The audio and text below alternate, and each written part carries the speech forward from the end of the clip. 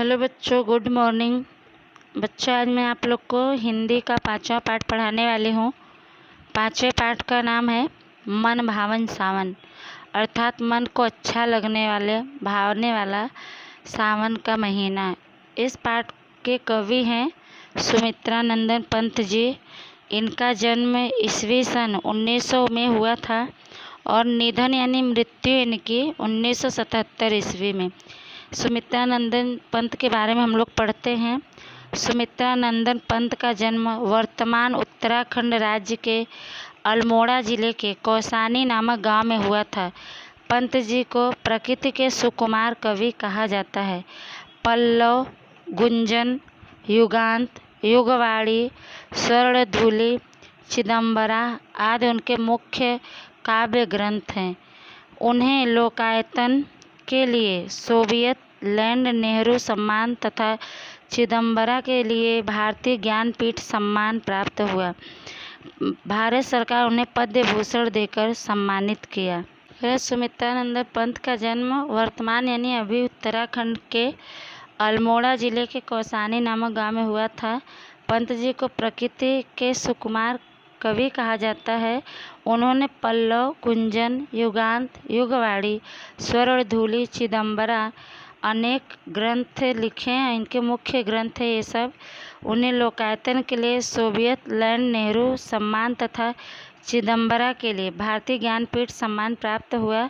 भारत सरकार ने उन्हें पद्म विभूषण यानी 3 सर्वश्रेष्ठ सम्मानित उपाधि है, उसमें से एक इनको मिला पद्म विभूषण देकर सरकार ने इनको सम्मानित किया। आगे पढ़ते हैं।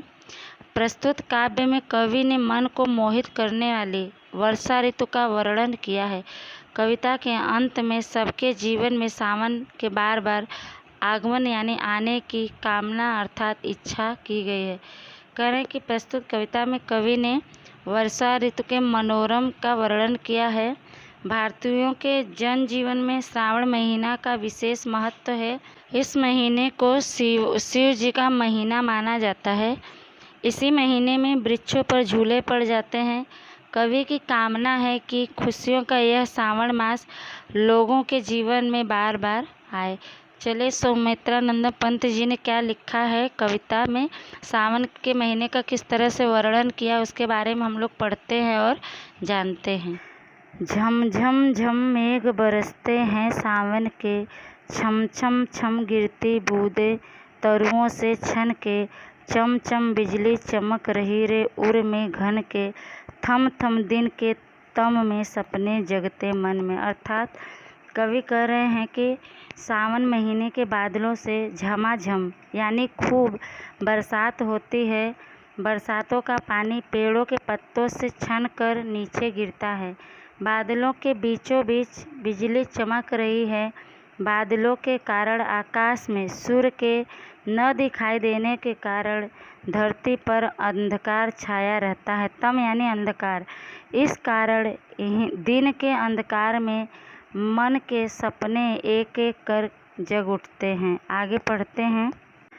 पंखों से रे फैले फैले तारों के दल, लंबी लंबी अंगुलियां हैं चौड़े करतल, तड़तड़ पड़ती धार वार की, वार यानी पानी की उन पर चंचल, टप टप झरती कर मुख से जल बूंदे झलमल। अर्थात कवि कह रहे हैं कि ताड़ के वृक्षों के पत्ते पंखों की तरह फैले हुए हैं। उनकी उंगलियां लंबी लंबी हैं तथा उनकी हथेली यानी करतल चौड़ी है। बरसात की धार का पानी जब उन चंचल ताड़ के पत्तों पर पड़ता है तो तड़ तड़ की आवाज़ होती है। झलमल करती हुई वर्षा की बूंदें हाथ तथा मुंह से टप टप करती हुई धरती पर झरती है। आगे हम लोग पढ़ते हैं।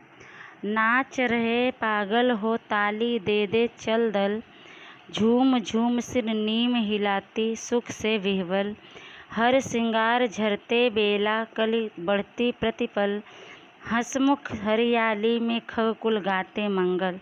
अर्थात कवि कह रहे हैं यहाँ पे वर्णन करते हुए कि वर्षा ऋतु में सावन महीने में होने वाले बरसात की धार चंचल पत्तों पर पड़ती है तो ऐसा लगता है मानो पत्ते खुशी से पागल हो गए हैं और ताली बजा बजा कर नाच रहे हैं।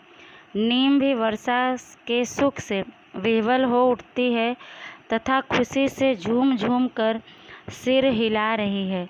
हर श्रृंगार के फूल वर्षा में झरने लगते हैं तथा बेला की कली प्रतिपल यानी हर क्षण बढ़ती है। मुस्कुराती हुई हरियाली के बीच पक्षी समूह यानी दल मंगल गीत गाते हैं। आगे पढ़ते हैं। दादुर टर टर करते, झिल्ली बजती झनझन, म्याऊं म्याऊं रे मोर, पीहू पीहू चातक के गढ़, उड़ते सोन बलाक आर्द यानी गीला, सुख से कर क्रंदन, घूमड़ घूमड़ घिर मेघ गगन में भरते गर्जन।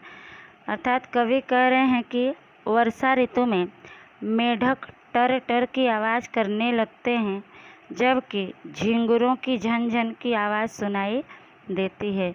जंगल में मोर म्याऊं म्याऊं का स्वर गुजाते हैं, जबकि चातकगढ़ पीहू पीहू बोलने लगते हैं। स्वर्ण बगुले स्वर्ण यानी सोने का समान बगुले वर्षा ऋतु से उत्पन्न सुख के कारण जोर जोर से बोलते हुए उड़ते हैं तथा बादल उमड़ते घुमड़ते हुए आसमान में छा जाते हैं तथा गर्जन करते हैं। आगे हम लोग पढ़ते हैं। रिमझिम क्या कुछ कहते, बूंदों के स्वर रोम सिहर उठते, छूते वे भीतर अंतर, धाराओं पर धाराएं झरती धरती पर, रजके कड़कड़ में तृण तृण को पुलकावली भर भर। यहाँ कवि कह रहे हैं कि वर्षा ऋतु में रिमझिम बरसती हुई वर्षा की बूंदें जाने क्या क्या कहती हैं। वर्षा की ये बूंदें मानव के रोम रोम में सिहरन भर देती है तथा उनके हृदय को प्रसन्नता से भर देती हैं। इस ऋतु में रह रहकर पानी की तेज धार धरती पर पड़ती है, जिससे धूल के प्रत्येक कण तथा धरती की प्रत्येक वनस्पति प्रसन्नता से यानी खुशी से भर उठती है। आगे पढ़ते हैं। पकड़वार की धार झूलता है मेरा मन, आओ रे सब झूल मुझे घेर कर गाओ सावन, इंद्रधनुष के झूले में झूले मिल सब जन, फिर आए जीवन में सावन मन भावन।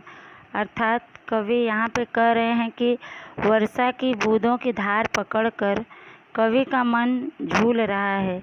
कवि चाहता है कि सभी लोग आकर उसके चारों ओर खड़े हो जाएं और मिलकर सावन का गीत गाएं। आकाश में एक तरफ से दूसरी तरफ तक फैले इंद्रधनुष के झूले पर झूलने का आमंत्रण अर्थात न्योता कवि सभी को देता है तथा कामना करता है कि सावन का महीना लोगों के जीवन में बार बार आए। बच्चे, ये पाठ आप लोग का समाप्त होता है और इसमें शब्दार्थ दिया गया है, उसको भी आप लोग लिख लीजिएगा और इस पाठ को आप लोग 1 से 2 बार अच्छे से सुनिएगा और समझिएगा। इससे संबंधित आप लोग को जो प्रश्न दिए जाएंगे प्रश्न उत्तर, तो आप लोग को लिखना है। तब तक के लिए धन्यवाद।